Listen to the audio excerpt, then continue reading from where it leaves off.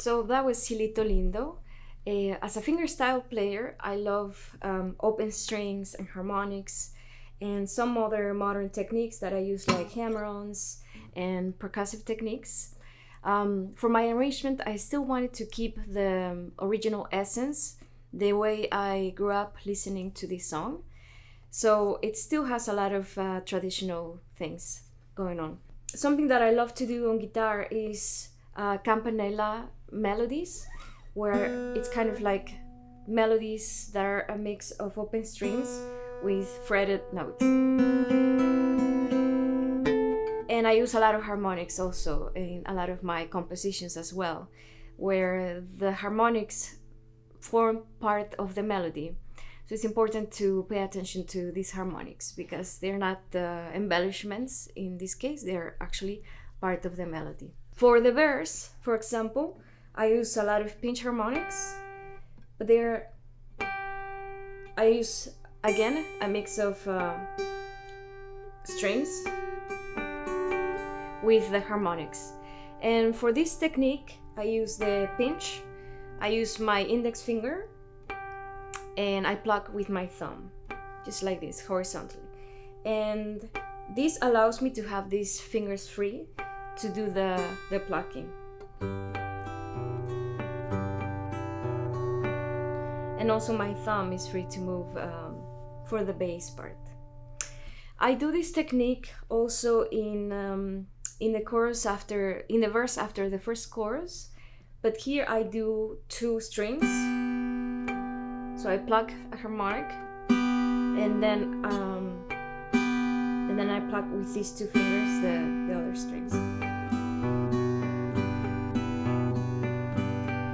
So it's kind of like harmonic effect, but kind of slow. Now there is some parts where I do harmonics, which leads me to the next technique that I want to talk about. Some of these harmonics are meant to be ringing as much as possible. So in this section, the section where I do the hammer-on,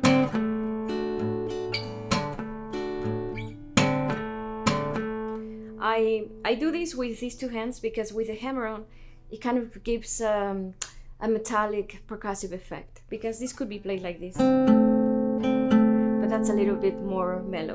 For this one, I wanted something more playful, but still make sure to keep the harmonic ringing. So yes, when you see that part here, it's meant to be a hammer-on. Then in the second part, I do the same thing, but a little slide downwards, again for a dramatic effect. So when you go to the next bar, make sure you can still hear that harmonic.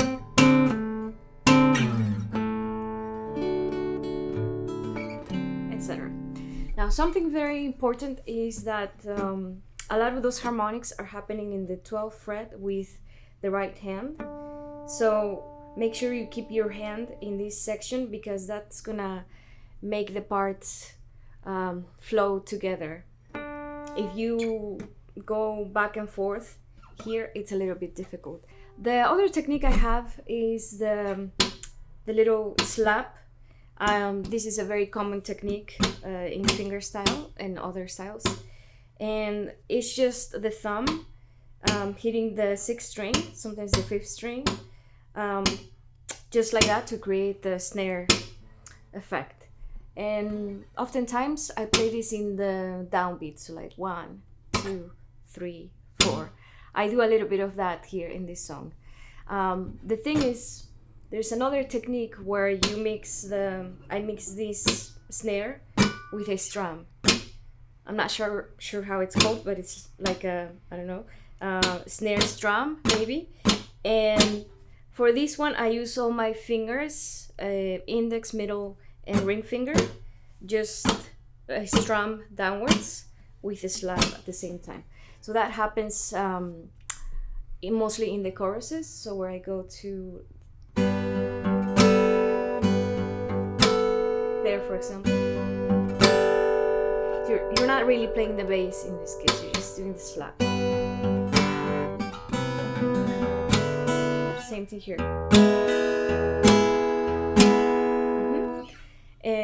Yeah, that's pretty much it. Towards the end, you can do free tempo, like free interpretation, like a ritardando. And yes, feel free to repeat sections as much as you want.